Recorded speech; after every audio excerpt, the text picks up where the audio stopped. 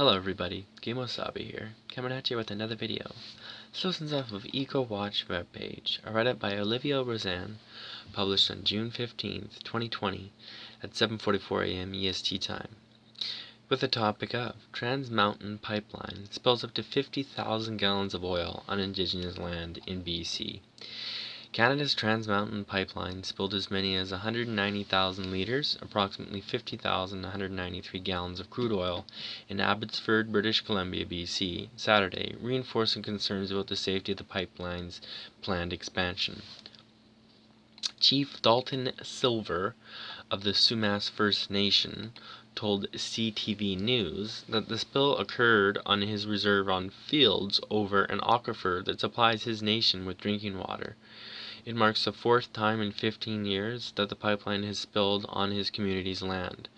We cannot continue to have our land desecrated by oil spills, he said in a statement issued by the Union of British Columbia Indian Chiefs, UBCIC, Sunday. The spill occurred early Saturday morning at the pipeline's Sumas pump station, Trans Mountain told CBC News. The company said no construction work related to the pipeline's expansion was being done at the time of the spill.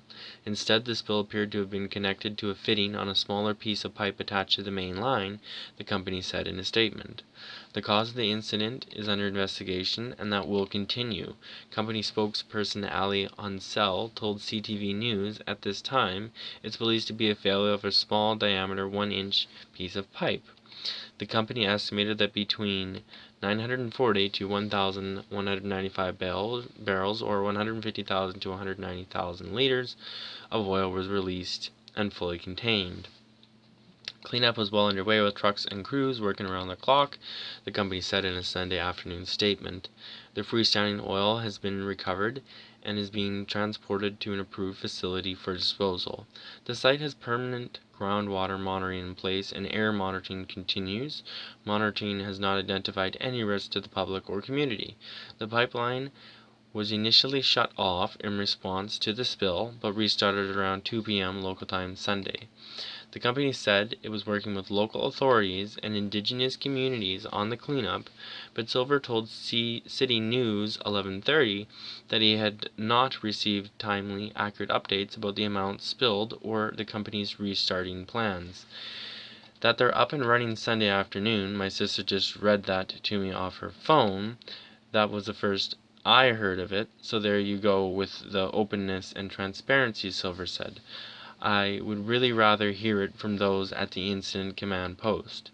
Many Indigenous communities, environmental groups, and the BC government oppose the expansion of the pipeline, which would triple the oil it carries from Alberta's tar sands to the Pacific coast. They are concerned about its impact on the climate crisis, Indigenous sovereignty, local water supplies, and endangered orcas that would be harmed by increased tanker traffic. Oil spills have also remained a persistent worry for pipeline opponents. We conducted our own assessment of Trans Mountain using leading science and Tsleil-Waututh's Indigenous law that concluded that oil spills are inevitable, can't be fully cleaned up, and have devastating effects, Chief Leah George Wilson of Tsleil-Waututh Nation said in the UBCIC statement.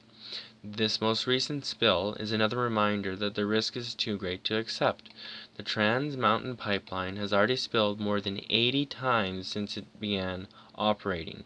This is why we continue to fight the Trans Mountain expansion in the courts. The BC Ministry of Environment told CBC News that Saturday's spill was deeply concerning. Our government maintains that the TMX project poses unacceptable risks to our environment, our coast, and our economy, the ministry in a statement. Meanwhile, BC Indigenous communities pledged continuing opposition.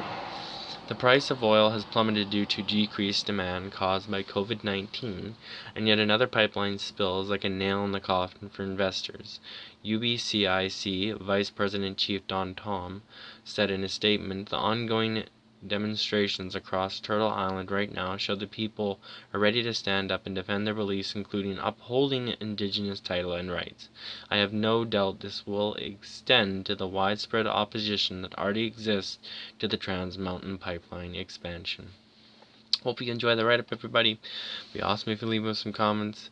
Great if you hit the thumbs up. We'll see you in the next one. Peace, and roll till the wheels fall off. Bye.